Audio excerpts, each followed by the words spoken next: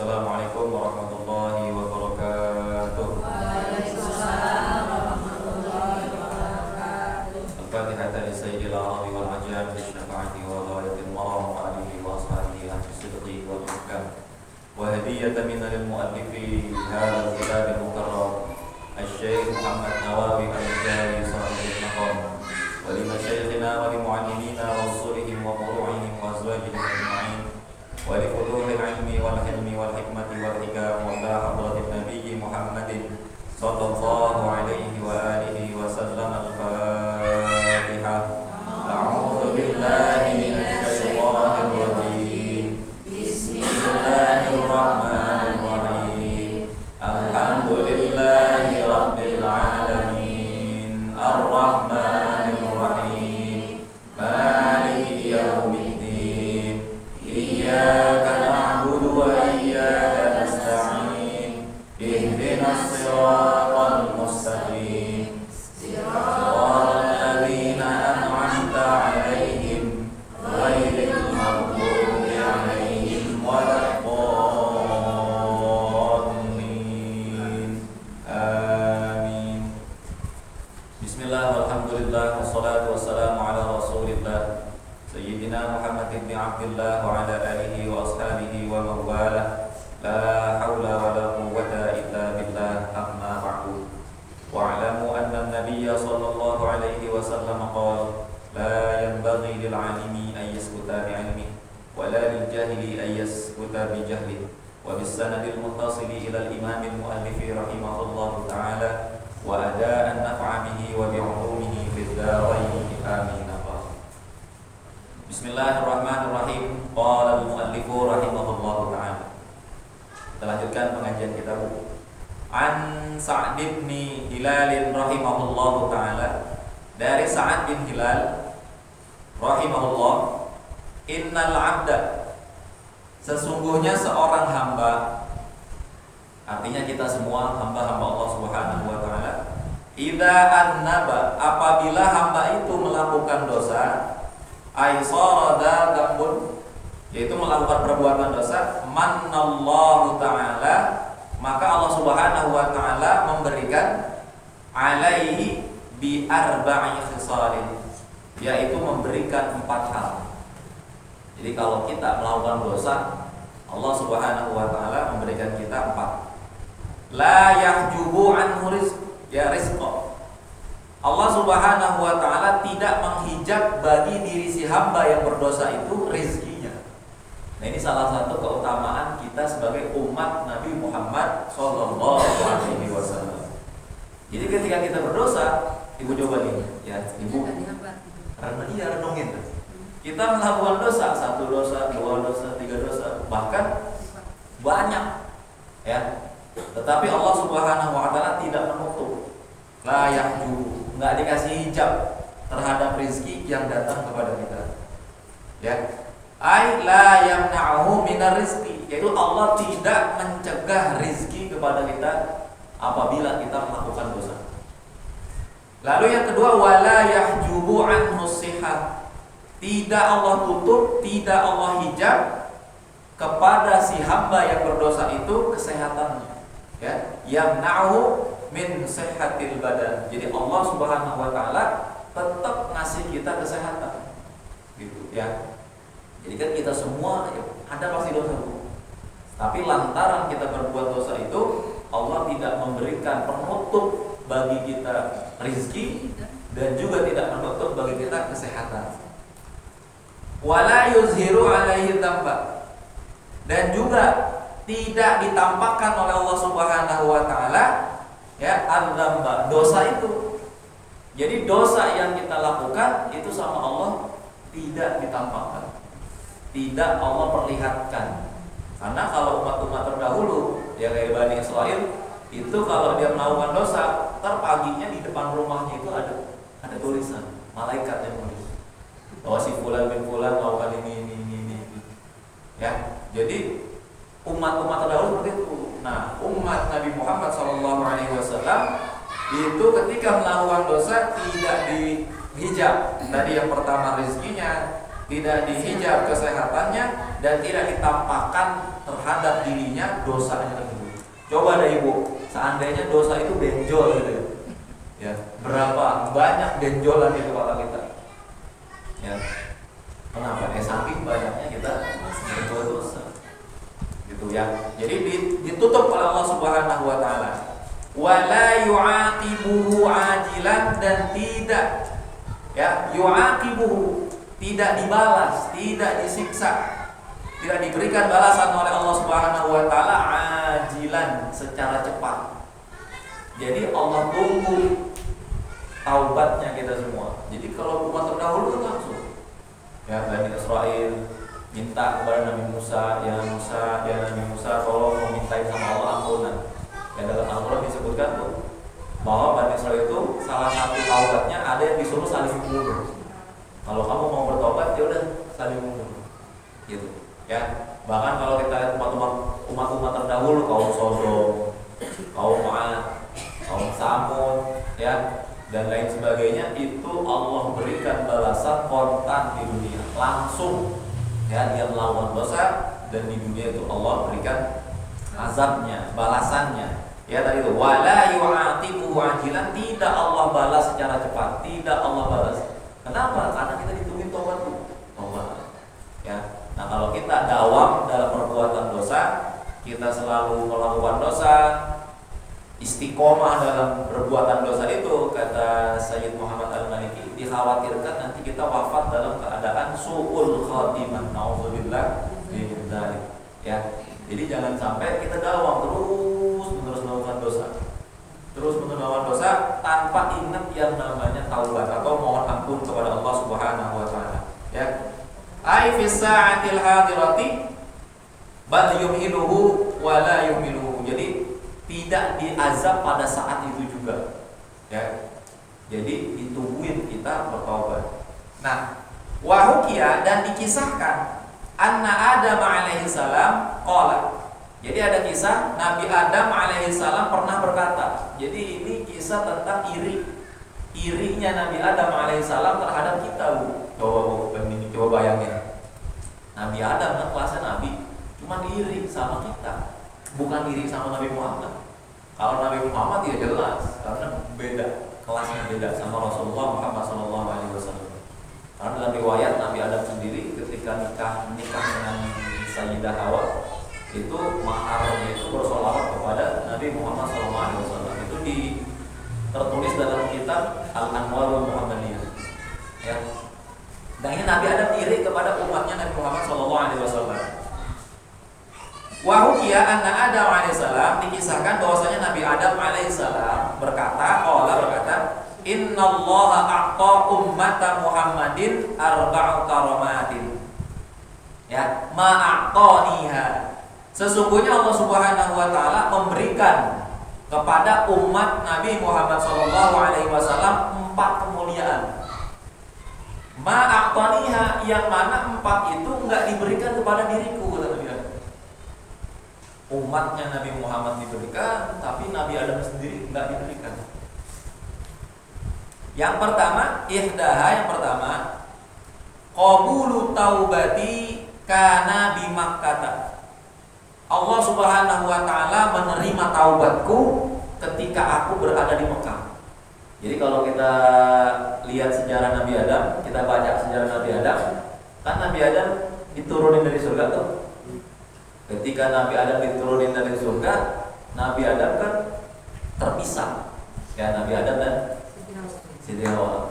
Nah, ketika Nabi Adam sampai di Mekah, baru Allah Subhanahu wa taala mengampuni dosanya, yang mana Nabi Adam itu bertaubat, memohon ampun kepada Allah Subhanahu wa taala selama 40 tahun.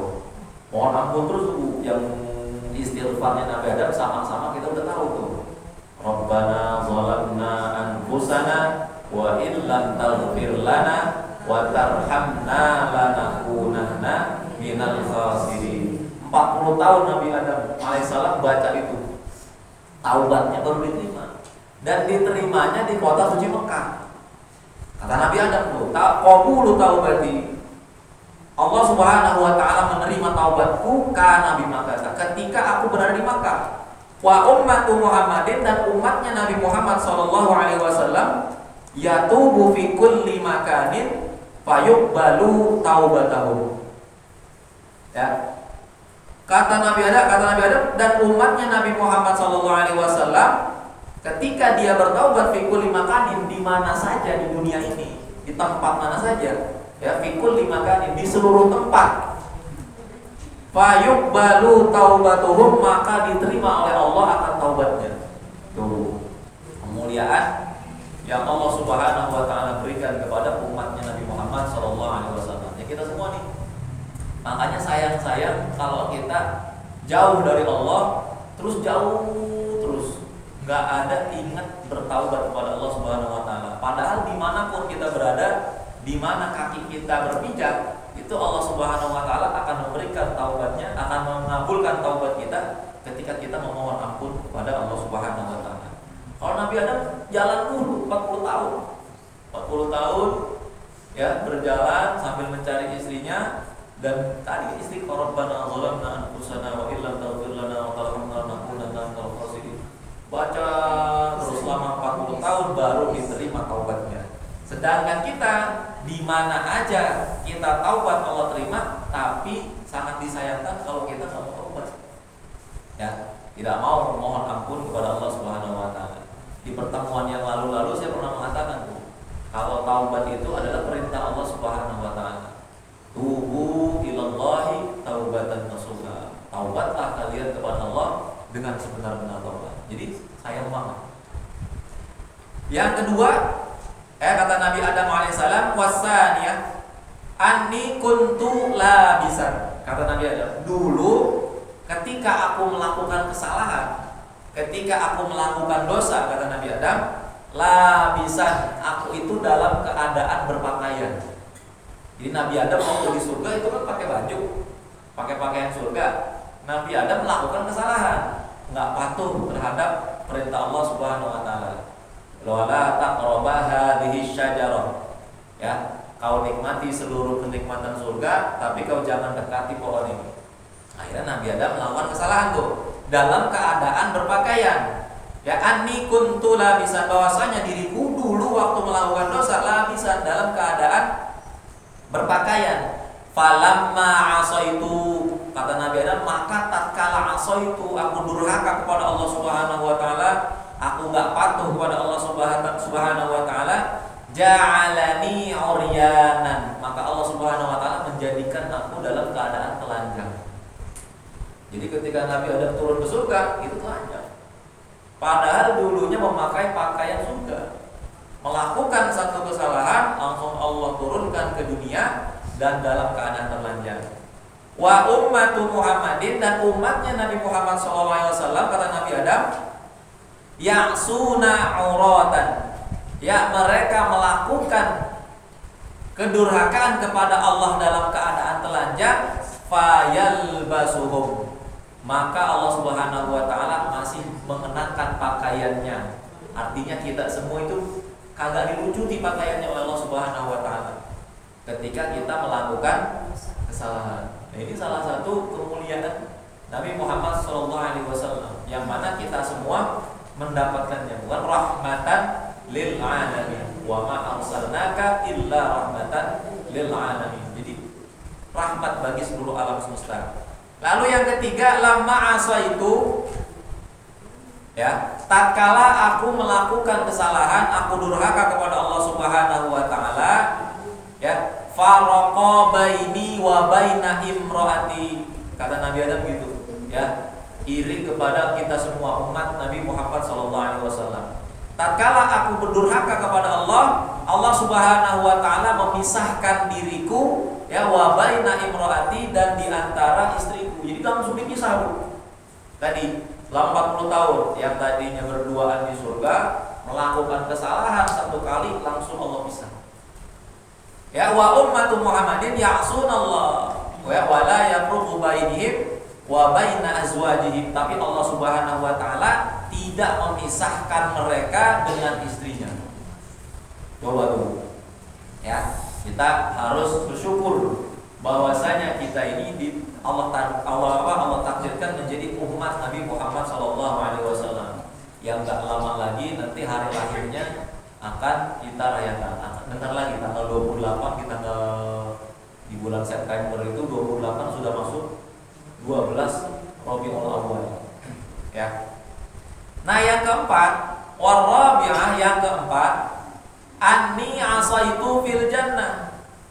Ya, sesungguhnya bahwasanya aku melakukan kedurhakaan, melakukan dosa, melakukan kesalahan fil jannah, di dalam surga. Kan Nabi Adam melawan kesalahan itu, tadi yang saya sebutkan.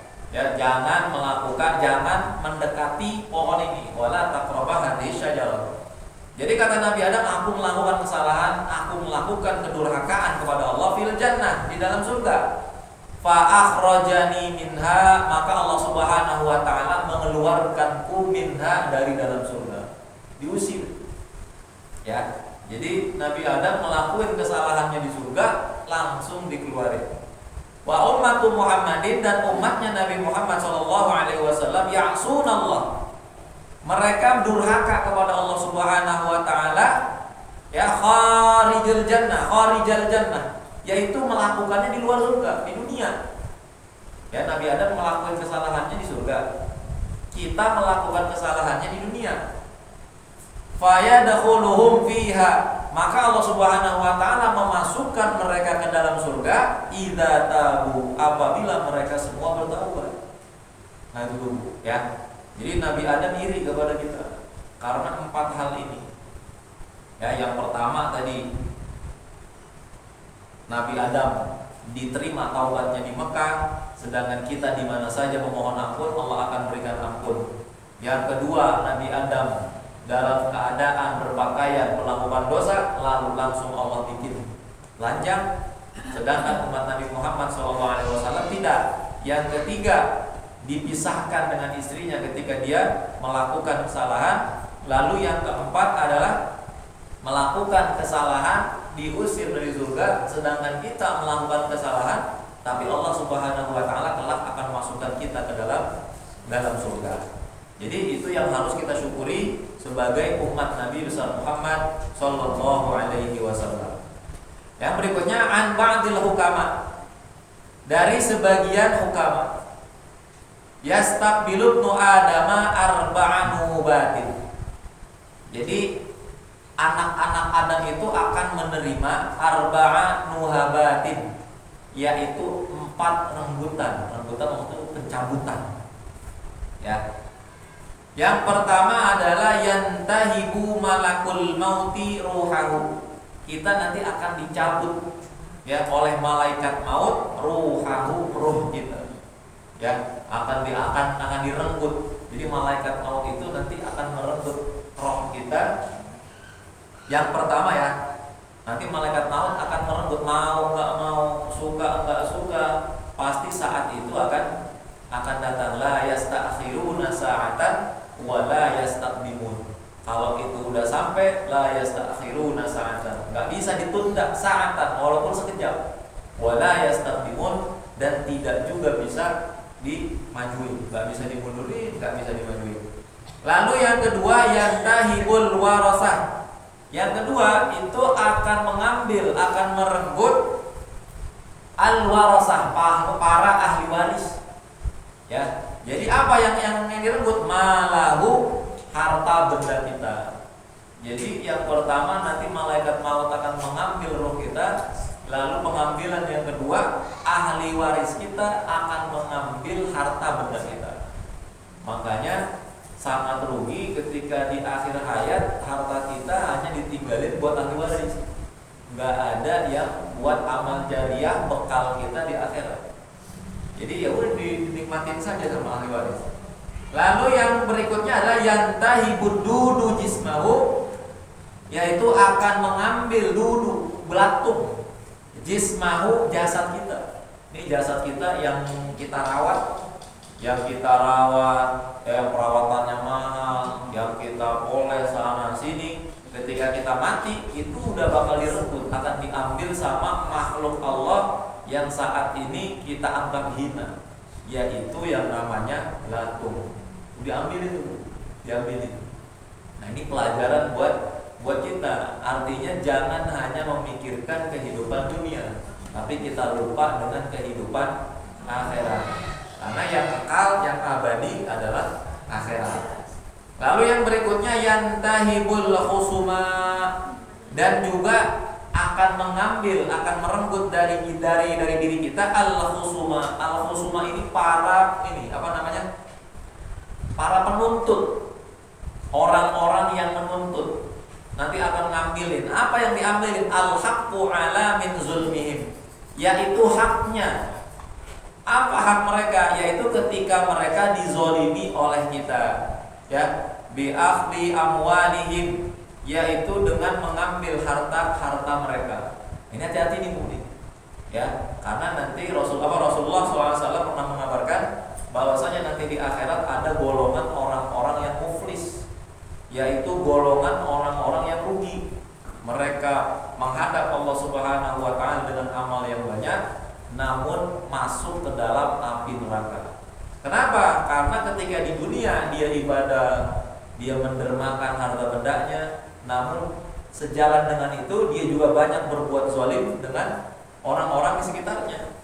Jadi ketika orang-orang yang dizalimi tidak bisa membalas di dunia, maka nanti dia akan menuntut keadilan, ya, khusama. Dia akan menuntut keadilan kepada Allah, maka Allah itu akan memberikan keadilan yang seadil-adilnya, dan nanti orang yang ibadahnya banyak, pahalanya banyak, akan menjadi orang yang muflis, yang rugi. Kenapa? Karena uang harta benda udah nggak berlaku. Maka yang berlaku itu kebaikannya nanti diambil, ya, yang zolim ngambil barang atau menyakiti, mukul, ya. Makanya kalau Kiai Haris Hakam pernah mengatakan, jangan kita lihat ngambil tanah orang sejengkal. Kalau bangun rumah, bangun apa sih, kan nggak ada. Bisa nggak sih? Kan nggak bisa ya. Tapi kalau kata beliau, kata Tuan Guru Kiai Haris Hakam, ke bawahnya itu berapa ribu meter tuh sampai dengan ketemu inti bumi. Ya, berapa ribu meter, berapa ratus atau bahkan ribuan meter.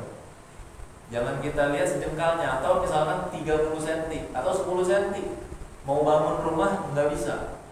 Ya, paling buat jalan juga mepet 10 cm. Tapi kalau kata beliau, ke bawahnya dihitung sama Allah Subhanahu wa taala. Ya, makanya jangan sampai kita zalim, apalagi mengambil.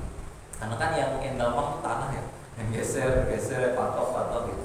Tapi kata beliau menjelaskan sampai ke bawah itu dihitung oleh Allah Subhanahu wa taala. Makanya walaupun sebiji zarah, nanti kita akan mendapatkan keadilan. Kalau kebaikan, kita akan mendapatkan kebaikan. Kalau buruk, maka kita juga akan mendapatkan keburukan. A'udzubillahi min dzalik. Wal maqalatur rabi'ah wa salasun. An ba'dil hukama, dari sebagian hukama, man ishtaghala bisyahwati fala budda lahu minan nisa. Ya, kata sebagian hukama, barang siapa yang menyibukkan dirinya dengan syahwat, fala budda lahu minan nisa, pastilah ia akan tergoda oleh wanita. Wa man ishtaghala bi jam'il mal, barang siapa yang menyibukkan dirinya dengan mengumpulkan harta, ya, artinya setiap hari itu dilakuin buat ngumpulin harta, tapi nggak ingat ibadah, nggak ngaji, nggak sholat, nggak ada wiridan, nggak nolong tetangga, nggak nolong saudara, ya. Jadi udah sibuk aja dengan kesibukannya aja, ya, dengan mengumpulkan harta. Fala budda lahu minal haram, pastilah ia, ya, lahu minal haram, pastilah dia akan mendapatkan, berpotensi mendapatkan harta yang haram. Karena yang dia gelutin hanya harta. Udah dapat 1, mau 2, mau 3, mau 4, mau 5, mau 6, sampai yang halal habis, dapat peluang yang haram-haram. Mulai dari korupsi, ya, zalim sama orang-orang sekitarnya kayak tadi, misalkan dengan serabat, serobot tanah dan lain sebagainya. Maka kata sebagian ulama yang diriwayatkan di sini, kalau kita menyibukkan diri kita dengan mengumpulkan harta, fala budda lahu minal haram, pastilah baginya itu memakan harta haram. Kenapa tuh? Ya karena nanti habis, peluang yang halal nanti habis. Dan juga tidak dibekali oleh yang namanya ilmu agama. Karena ilmu agama itu ibarat kalau motor tuh remnya. Kalau kita ngaji, kita belajar, punya pengetahuan, insya Allah Allah akan berikan rasa malu dalam diri kita ketika kita ingin memakan atau mengambil barang-barang hal-hal yang haram. Akan merasa malu, ya. Ibadah sholat, inna sholata tanha 'anil fahsya'i wal munkar. Karena sesungguhnya sholat mencegah perbuatan keji dan perbuatan munkar. Jadi kalau sholatnya lengkap, dawam, istiqomah, nggak pernah tinggalan, itu insya Allah yang buruk-buruk akan Allah jauhi. Wa man ishtaghala bimanafi'il muslimin, dan barang siapa yang menyibukkan diri, ya, bimanafi'il muslimin, dengan kepentingan-kepentingan manfaat-manfaat kaum muslimin, fala budda lahu minal mudarah, maka dia harus menjadi orang yang ramah. Ya, maksudnya gini, kepentingan kaum muslimin itu contohnya begini. Kalau kita menyibukkan diri misalkan di masyarakat jadi bendahara misalnya gitu, atau jadi pemegang uang arisan, kepentingan umat dah pokoknya. Kalau kita menyibukkan diri kita dengan kepentingan umat, artinya kepentingan yang penuh dengan manfaat, di mana fi'il muslimin, yang bermanfaat bagi kaum muslimin, maka dia harus menjadi orang yang ramah. Harus ramah, harus ramah tamah. Ya, sama si A, si B, si C, harus ramah tamah.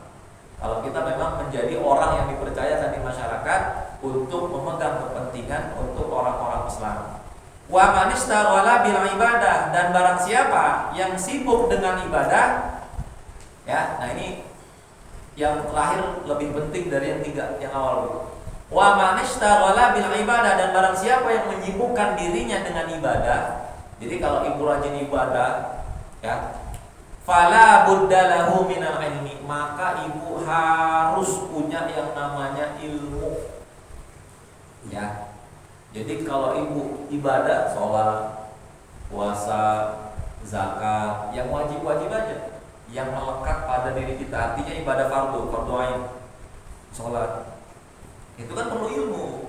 Jadi sholat, ketika kita sholat bukan sholat katanya aja, gitu, ya, sholat katanya begini, gitu, jangan.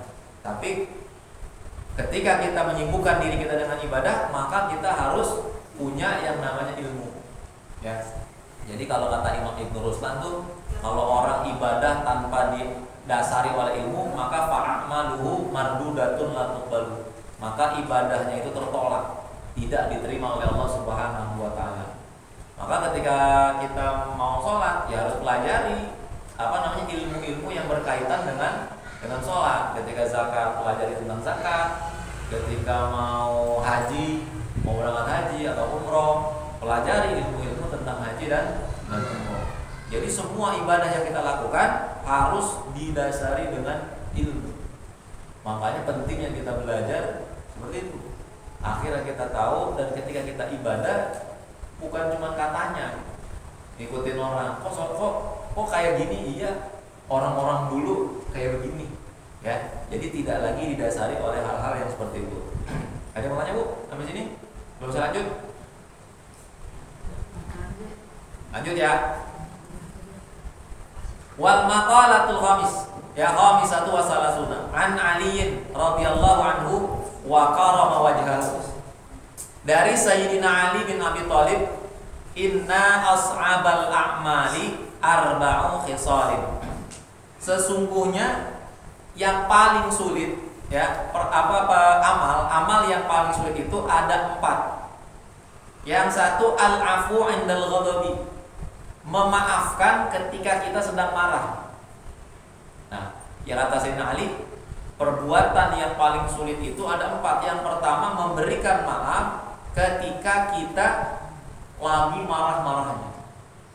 Wa ruwiya annahu sallallahu alaihi wasallam qala, diriwayatkan bahwasanya Nabi Muhammad sallallahu alaihi wasallam bersabda, man kaffa ghadabahu, barang siapa yang menahan amarahnya, kaffallahu anhu adzabahu. Barang siapa yang menahan amarahnya, maka Allah Subhanahu wa taala menahan bagi dirinya akan azab Allah Subhanahu wa taala.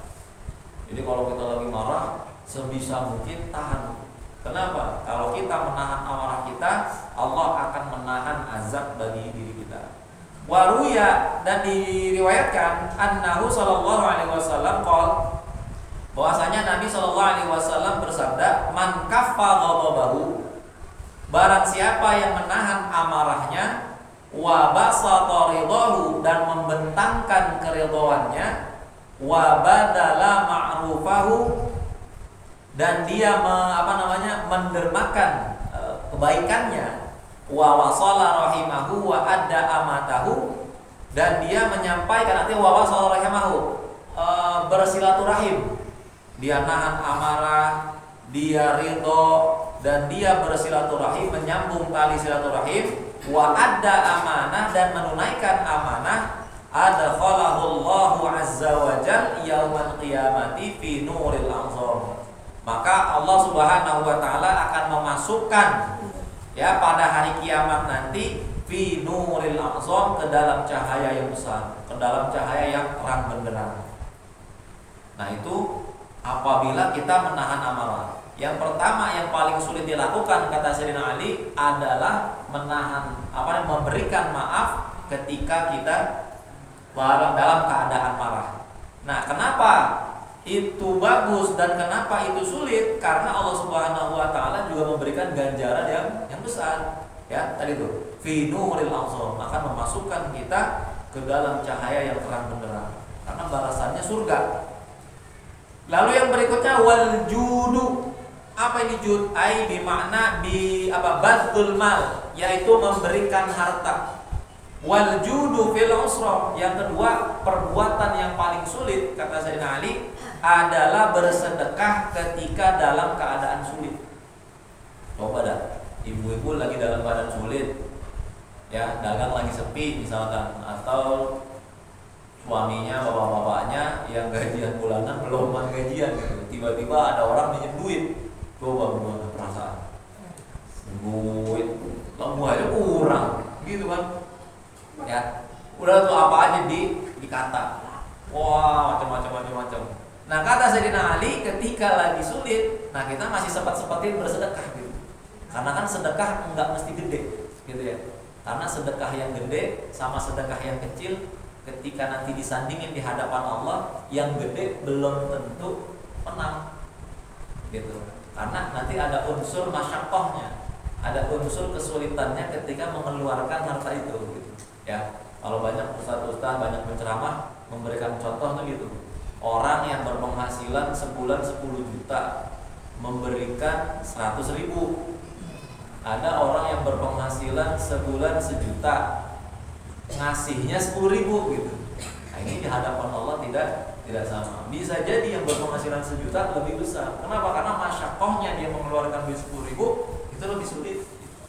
Jadi makanya kata Sayyidina Ali, al-judu fil usrati, yaitu sedekah dalam keadaan sulit, yang enggak mesti besar. Ya ai fi waqtil faqri, kata Sayyidina Ali. Maksudnya Syekh Nawawi mengatakan yaitu dalam keadaan fakir. Ketika kita dalam keadaan fakir namun kita masih menyempatkan diri kita untuk bersedekah, kata Sayyidina Ali, itu adalah amal yang paling sulit, ya. As'abal a'mal, inna as'abal a'mal, yaitu amal ibadah yang paling sulit. Nah, yang berikutnya wal iffatu, ya. Wal iffatu fil khalwati. Iffah itu adalah man'ul haram, mencegah hal-hal yang haram, mencegah barang-barang yang haram fil khalwati, ketika kita lagi sendirian.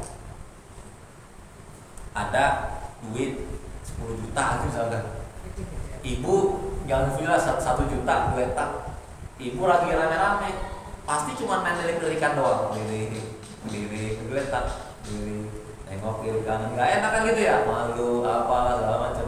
Tapi kalau sendirian, kalau ambil, ya, kayak gitu. Nah, kata Sayyidina Ali, amal yang paling sulit itu salah satunya adalah al-iffatu fil khalwah, yaitu mencegah hal-hal haram, mencegah perbuatan haram, mencegah diri kita dari keadaan barang-barang yang haram fil khalwah, ketika kita lagi sendiri.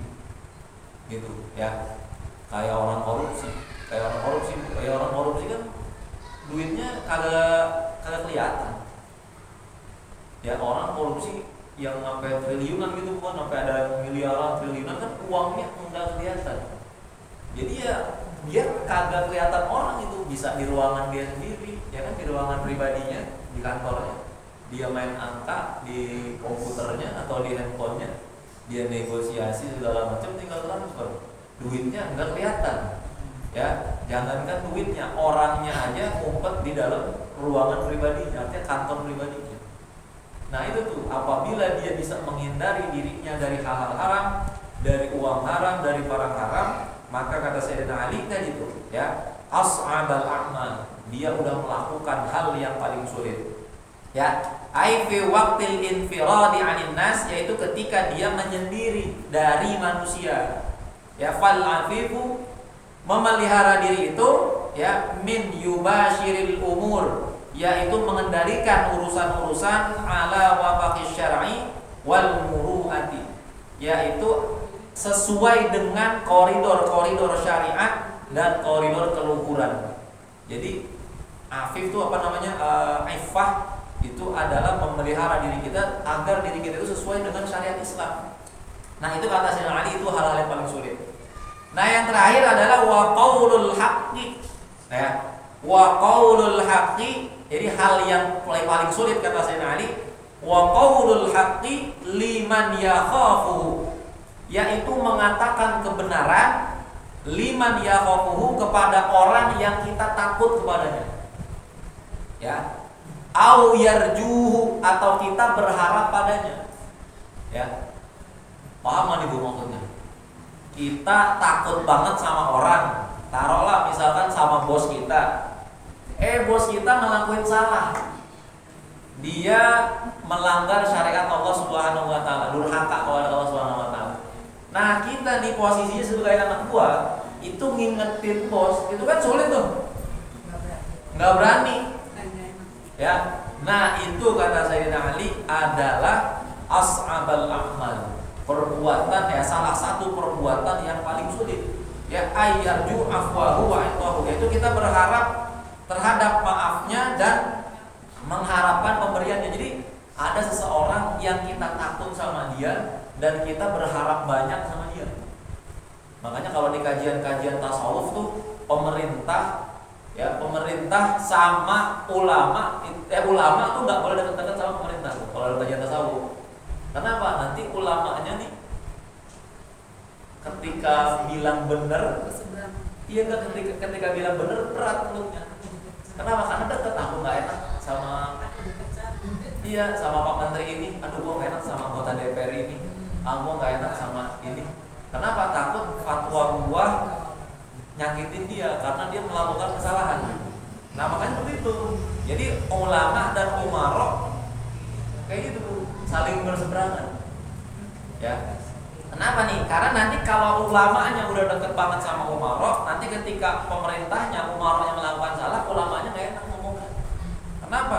Karena dia takut, pertama ulamanya takut, dan ulamanya berharap, waduh nanti kalau gua ngomong yang bener, ntar pesantren gua kagak dilanjutin lagi sumbangannya, gitu. Terus sumbangkan musola gua, ntar masjid gua subsidinya ditarik lagi, subsidinya dicabut. Salah. Makanya nggak boleh. Jadi ketika nanti kan ulama, nanti ada ulama yang memang berpolitik, itu memang di bidang politik. Nanti ketika yang berfatwa nih jangan. Iya, jadi jangan, nggak boleh. Politik boleh. Boleh. Iya, harus sesuai dengan syariat Islam. Jadi kalau hak ya hak, benar ya hak ya benar, hak ya hak, batil ya batil. Ya, jadi apanya? Ya, para ulama. Yang apa nih? Yang itu yang kan ini jalan politik itu kita harus bergerak dalam kebenaran. Iya, jalan terus.